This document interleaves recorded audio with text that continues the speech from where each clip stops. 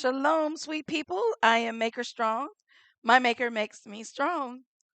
Now, I'm making this part two because I started on a tangent, but I want to stay there. I want to stay there. Um, Talking about Pookie and talking about the fact that you've got people that will come from the past and they will try to what do you call that? Like when they give you another opportunity, they want to reposition themselves in your life. And it's like, why? Why? There's something to that. It's like some unresolved problems or angst or something inside of them. And it's almost like they're just living in that regret. Okay? And it's not that we're going to make fun of Pookie. No. I feel sorry for Pookie.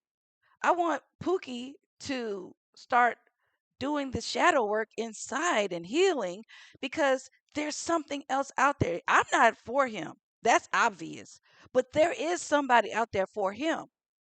There is. He just needs to figure out what that looks like. And he can't focus on the future if he keeps looking at the past. And the reason I made this a part two is because I was going to talk to you guys about that too. When you have people, right, that are talking to you in this interview type process, right? They're talking to you, they want to know things about you, which is fine, right? You have a conversation, of course. But sometimes what seems to come up in the conversation is they might ask you, "Well, why did your marriage fail?" Now, for me, you're talking about something that happened over 13 years ago. Do you guys know the change that can happen to you over the course of just 12 months? Do you guys know the mental, emotional healing that can take place in just a month? Where a month ago you were like you thought this way, you felt this way, and right now about the same thing, you think differently, you feel differently about it. In just 30 days, it could happen. You can change a habit in 30 days. They have many books about that. I think that is change your habits in 30 days or create a new habit in 30 something like anyway, it's true. If you do something 30 days, you could actually change 180 degrees. Okay? So, if you're trying to get me to dig in a hope chest from 13 years ago to reflect what's happening with me today, you're already on the wrong frequency, dude.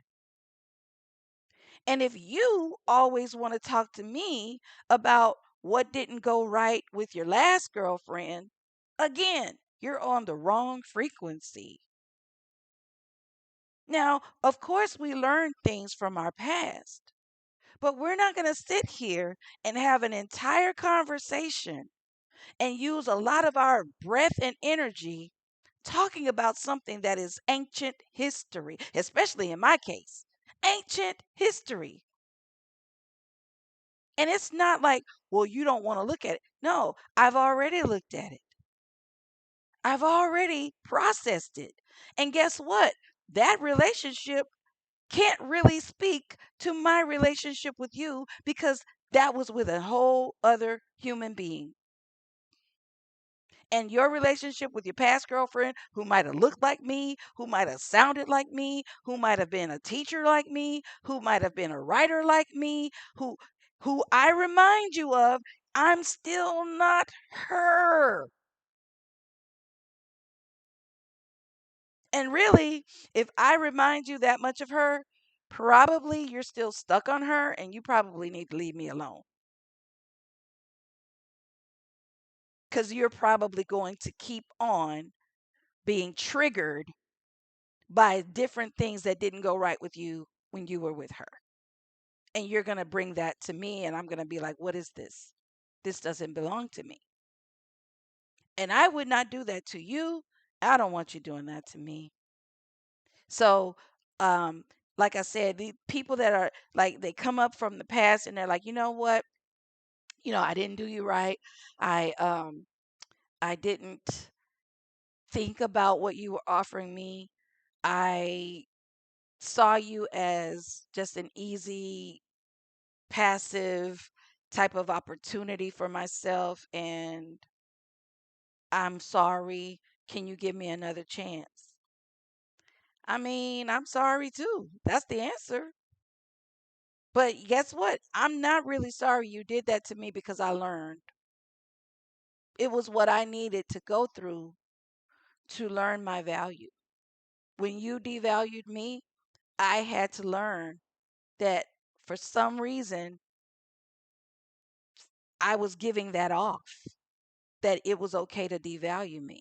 But I'm not giving that off now. And whatever you've learned from doing that to me, hopefully you take that with you and do right by the next person. But I don't have any more energy to give you. It's not being unforgiving, it's just I don't want to go backwards. And I don't want to be in a relationship with somebody who feels sorry for what they did to me, and then the whole relationship is based on them living in regret or apologizing. I don't need that. Not, I mean, I don't. Some people might want that. Some people might want the upper hand and be like, "So remember when you blah blah blah?" I don't want that. No, that's not okay for me. I want clean slate. That's me. But I'm telling you guys, just the fact that somebody is focused on the past, and when they're communicating with you about, well, my last girlfriend or my last, marriage, or um well, the reason that I can't do this is because back then,